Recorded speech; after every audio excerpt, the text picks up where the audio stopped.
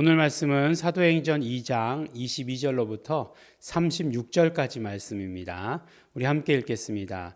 이스라엘 사람들아 이 말을 들으라. 너희도 아는 바에 하나님께서 나사렛 예수로 큰 권능과 기사와 표적을 너희 가운데서 베푸사 너희 앞에서 그를 증거하셨느니라. 그가 하나님의 정하신 뜻과 미리 아신 대로 내어준 바 되었거늘 너희가 법 없는 자들의 손을 빌어 못 박아 죽였으나 하나님께서 사망의 고통을 풀어 살리셨으니 이는 그가 사망에게 매여 있을 수 없었음이라. 다윗이 저를 가리켜 가로되 내가 항상 내 앞에 계신 주를 배웠으며 나로 요동치 않게 하기 위하여 그가 내 우편에 계시도다. 이러므로 내 마음이 기뻐하였고 내 입술도 즐거워하였으며 육체는 희망에 거하리니 이는 내 영혼을 음부에 버리지 아니하시며 주의 거룩한 자로 썩음을 당치 않게 하실 것임이로다. 주께서 생명의 길로 내게 보이셨으니 주의 앞에서 나로 기쁨이 충만하게 하시리로다 하셨으니 형제들아 내가 조상 다윗에 대하여 담대히 말할 수 있노니 다윗이 죽어 장사되어 그 묘가 오늘까지 우리 중에 있도다. 그는 선지자라 하나님이 이미 맹세하사 그 자손 중에서 한 사람을 그 위에 앉게 하리라 하심을 알고 미리 보는 고로 그리스도의 부활하심을 말하되 저가 음부에 버림이 되지 않고 육신이 썩음을 당하지 아니하시리라 하더니 이 예수를 하나님이 살리신지라 우리가 다 이의 증인이로다. 하나님이 오른손으로 예수를 높이심에 그가 약속하신 성령을 아버지께 받아서 너희 보고 듣는 이것을 부어 주셨느니라. 다윗은 하늘에 올라가지 못하였으나 친히 말하여 가로되 주께서 내 주에게 말씀하시기를 내가 내 원수로 내 발등상 되게 하기까지 너는 내 우편에 앉았으라 하셨도다 하였으니 그런즉 이스라엘 온 집이 정령 알지니라. 너희가 십자가에 못 박은 이 예수를 하나님이 주와 그리스도가 되게 하셨느니라 하니라. 아멘. 네, 이제 사도행전 2장은 계속되는 베드로의 설교입니다. 이제 베드로가 나가서 외치기 시작하지만 베드로와 제자들이 예수를 증거하겠다라고 이렇게 말씀하고 있죠. 근데 이제 그 2장에서 일어났던 사건은 성령 강림 사건이죠. 우리가 오순절 성령 강림 사건이라고 해가지고 이제 성령님께서 오셨습니다. 약속하신 성령님께서 오셨습니다. 구약에서도 약속했고 그 다음에 예수님께서도 보내주신다 약속하신 그 성령님께서 오셨습니다. 그래서 이제 베드로는 무엇을 가지고 설교하기 시작하냐면 제일 처음에 요엘서의 말씀을 가지고 설교하기 시작합니다. 요엘서의 말씀을 보니까 내가 내 모든 자손들에게 내 영을 부어주겠다라고 하시는 그 약속이 있었어요. 그날에. 그런데 그날에라고 하는 그런 어떤 성취가 이루어진 것이 이날이다라고 하는 것을 말씀하신 것이죠. 그래서 그 성령 부어주심과 더불어서 그 다음에 나온 말씀이 뭐였죠? 구원에 대한 말씀이었죠. 근데 구원에 대한 말씀이 어떻게 하면 구원을 이루어진다고요? 누구든지 주의 이름을 부르는 자는 구원을 얻으리라 라고 하시는 그 말씀으로 성령 부으심 구원 바로 그다음에 예수 이름을 부름이라고 하는 그 말씀 요엘 선지자의 그 말씀을 인용했습니다.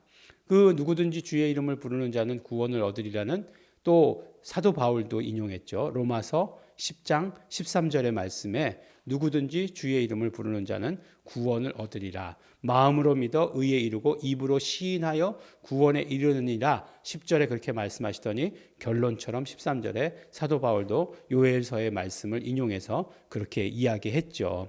그것과 마찬가지로 오늘 베드로가 그렇게 설교를 시작하고 나서 이제 어떤 면으로 이야기하면 서론이죠. 서론의 요엘 선지자의 말씀을 딱 인용해서 그 다음에 모든 사람들의 관심을 이끌고 그 다음에 이야기해요. 이스라엘 사람들아 이 말을 들으라 라고 이렇게 이야기합니다. 그런데 이 베드로의 설교를 들으면 계속해서 이야기하는 게 뭐냐면 하나님께서로 계속해서 모든 것이 시작하고 있는 거예요. 그러니까 이제 설교학 시간에 얘기하지만 하여간 성경의 모든 주어는 하나님이시잖아요.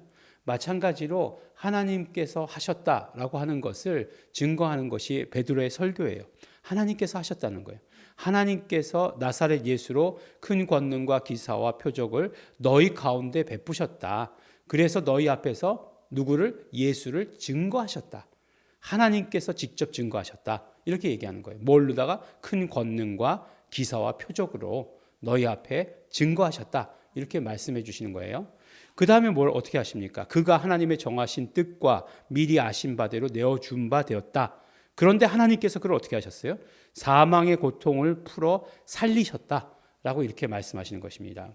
하나님께서 예수로 큰 기사와 능력과 이적을 베풀게 하시고 하나님께서 살리셨다. 그 모든 것들이 하나님 계획 안에 있었던 것인데 십자가 사건과 이 모든 것들 하나님께서 직접 살리셨다. 너희가 정말 법 없는 자들의 손을 빌어서 이방인을 말하는 거죠. 이방인들의 손을 빌어서 못 박아 죽였다. 로마의 법대로 십자가에 달려 죽으신 거 아니겠어요? 그랬더니 뭐라고 얘기하냐면 다윗이 저를 가리켜 가로되라고 이렇게 얘기하고 있어요. 이 요한복음에도 보면은 다윗이 내 때를 이야기했다라고 얘기했을 때 유대인들이 뭐 난리가 났었잖아요. 네가 지금 40도 안 돼 보이는데 무슨 다윗을 말하고 모세를 말하느냐? 그냥 그 미꾸라지에 소금 치듯이 막 난리가 났던 게 그때 아니었습니까? 근데 베드로는 이렇게 이야기하고 있는 거예요. 이 말씀은 지금 다윗이 저를 가리켜 가로되라고 시작되는 말씀은 시편 16편 8절로부터 11절까지 말씀이에요. 그러니까 28절까지의 말씀. 그러니까 주께서 생명의 길로 내게 보이셨으니 주의 앞에서 나로 기쁨이 충만하게 하시리로다 라고 이렇게 얘기하고 있는 거예요. 근데 이게 왜 중요하냐? 왜 중요하냐 하면 바로 가로되 내가 항상 내 앞에 계신 주를 배웠으며 라고 이렇게 얘기하는 거예요. 근데 여기서 주가 누구냐 하는 거예요. 여기서 주가 야훼냐 라고 하는 거죠. 근데 다윗의 시편을 또 한 부분 인용한 부분이 있어요. 조금 뒤로 가면 34절에 이렇게 얘기하죠. 다윗은 하늘에 올라가지 못하였으나 친히 말하기를 가로되 주께서 내 주에게 말씀하시기를. 주가 두 번 나오죠. 다윗이 말하는 거예요. 주께서 내 주께. 누구를 주라고 부른 거예요? 앞에 주는 누구냐 하면 그대로 시편 110편을 히브리어 성경으로 보면 야훼예요. 야훼께서 내 주께. 누구를 주라고 부른 거예요? 예수 그리스도를 주라 부른 거예요. 그러니까 예수 그리스도가 주라고 말씀하신 게 누구시냐? 하나님이시다라고 하는 것을 계속해서 증거하고 있는 거예요. 계속해서 증거하고 있는 거예요. 어떻게 예수가 주가 되실 수 있었느냐? 하나님께서 증거하셨다. 이적과 표적과 모든 기사로 하나님께서 예수를 살리셨다. 그러므로 예수 그리스도께서 주가 되시는 것이다. 이렇게 계속해서 이야기하는 거죠. 그래서 다윗의 이야기를 통해서 바로 그 주가 예수 그리스도이심을 이야기하는 거예요. 앞에서 21절 말씀에서 누구든지 주의 이름을 부르는 자는 구원을 얻으리라. 그런데 요엘서 말씀을 보면 그대로 인용해서 말씀을 보면 누구든지 여호와의 이름을 부르는 자는 구원을 얻으리라. 그런데 70인역에는 누구든지 주의 이름을 부르는 자는 구원을 얻으리라. 이렇게 얘기했는데 베드로는 70인역의 번역을 가지고 와서 그 주가 누구냐라고 하는 것을 지금 계속해서 제시하고 있는 거예요. 어떻게 그럼 주가 되실 수 있었느냐? 하나님께서 높이셨기 때문에, 하나님께서 살리셨기 때문에.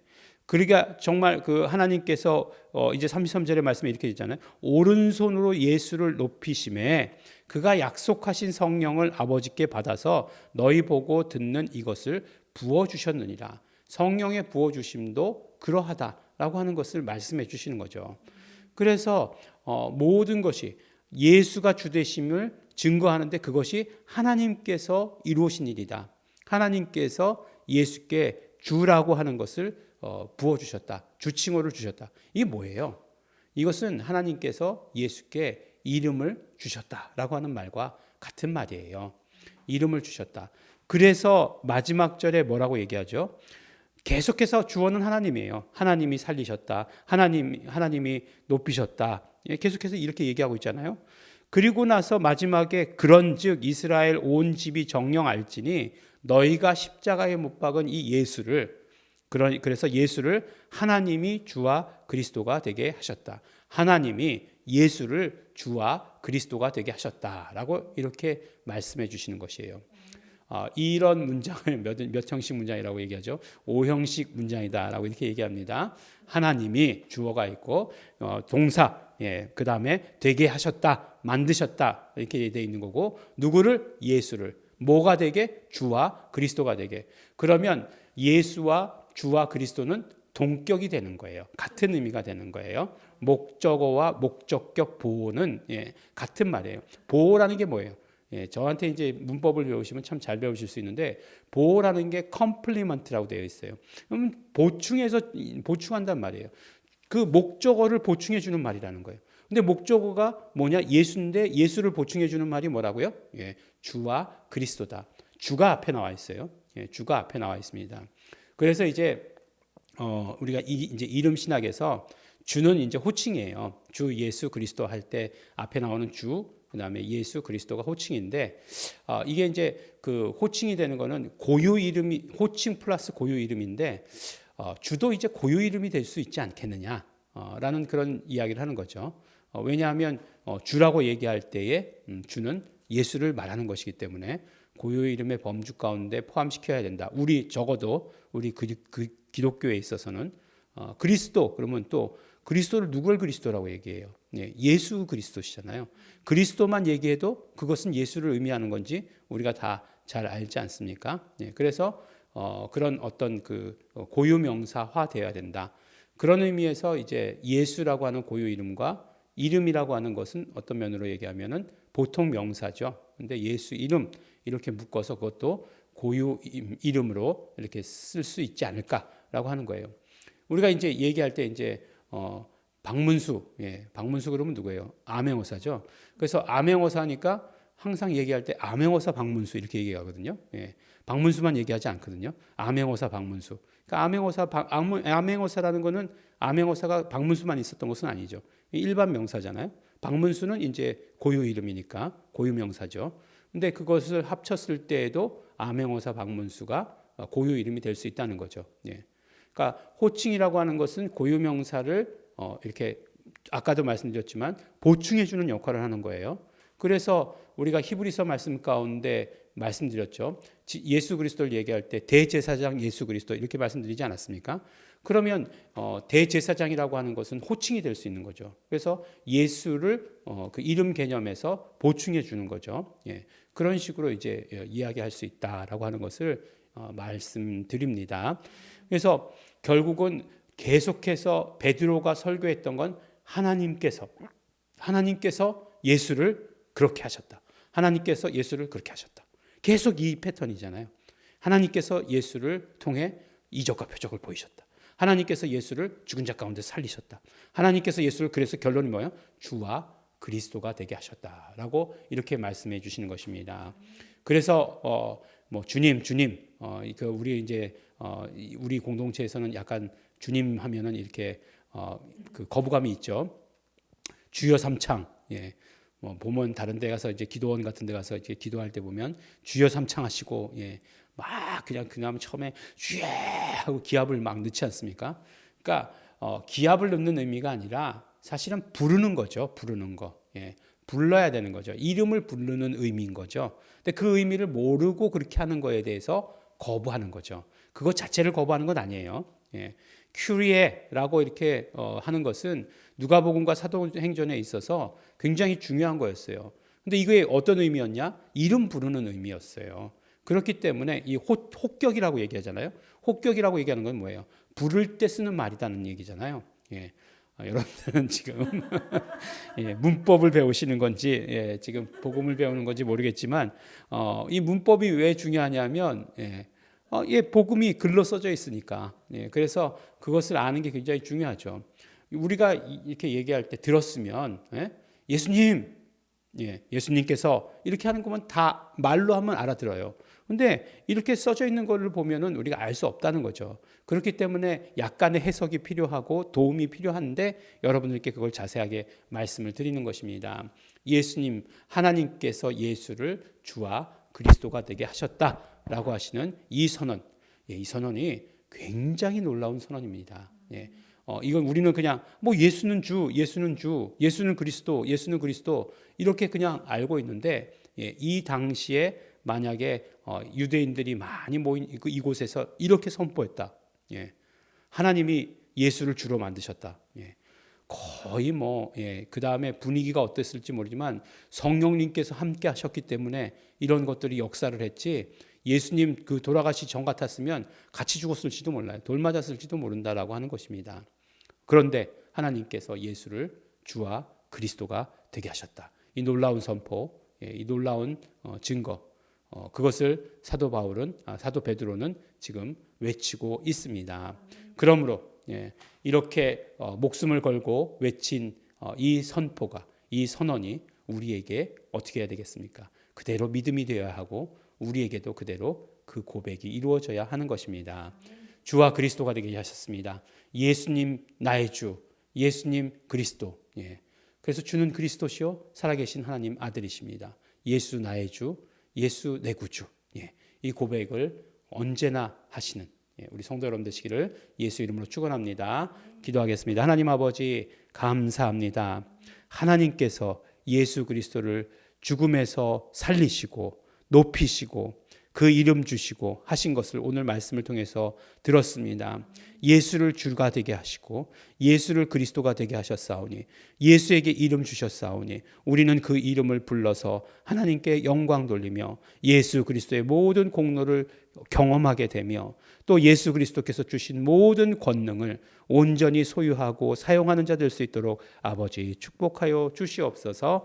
감사드립니다. 예수님 이름으로 기도드렸습니다. 아멘. 그러므로 우리는 성령님으로 말미암아 성령님께서 증거하신 그 예수 그리스도, 예수가 주가 되게 하시고 예수가 그리스도가 되게 하신 그 주 예수 그리스도 고백하는 자 되기를 원합니다. 선포하는 자 되기를 원합니다. 나도 증거하는 자 되기를 소원합니다. 성령님 역사하시옵소서. 다 같이 통성으로 기도하시겠습니다.